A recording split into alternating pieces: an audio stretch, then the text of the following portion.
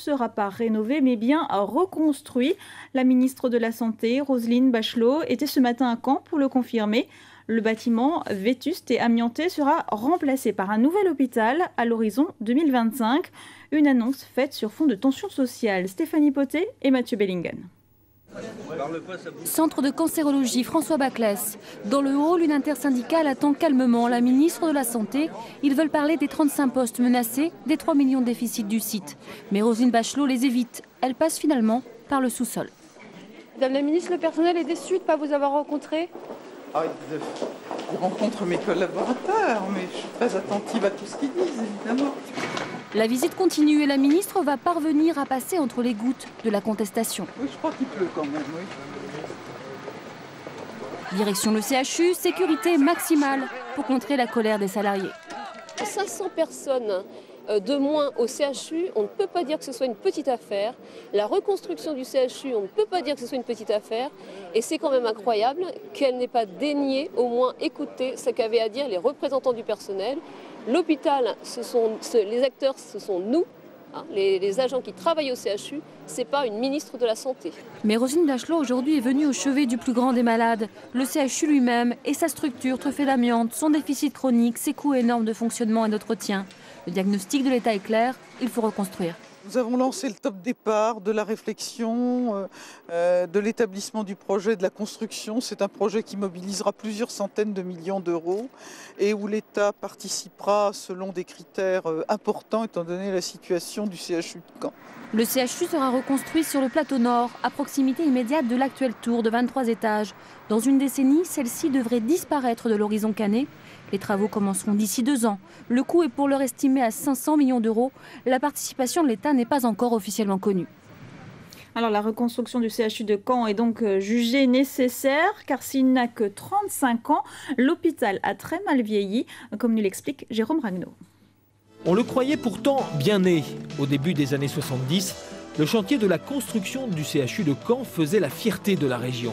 Sur le plateau nord, un ensemble à faire pâlir les pharaons, 23 étages, des centaines de milliers de mètres carrés dédiés à la santé des Bas-Normands. Mis en service en 1975, l'établissement devient un phare. Il est d'ailleurs visible depuis la mer.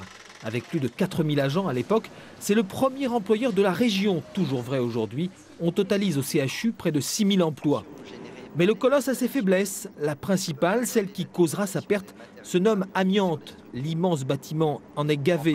La question sera longtemps éludée, mais au tournant des années 2000, la fibre par feu déclenche un incendie médiatique. Tandis qu'après 30 ans de fonctionnement, le CHU montre de sérieux signes de vieillissement. Tout en hauteur, il n'est plus si pratique que cela.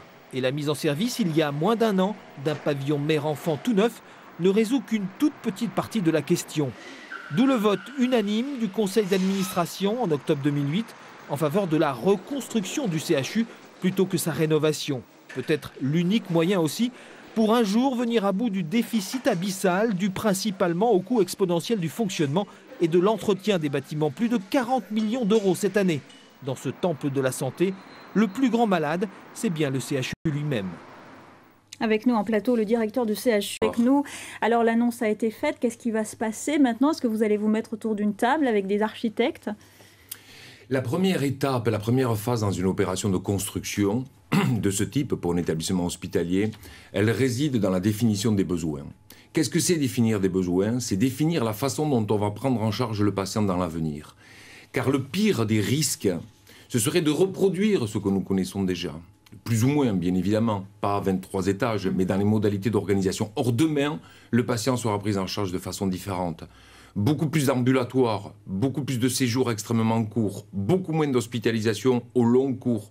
Une prise en charge en même temps en ville par la médecine libérale, beaucoup plus importante.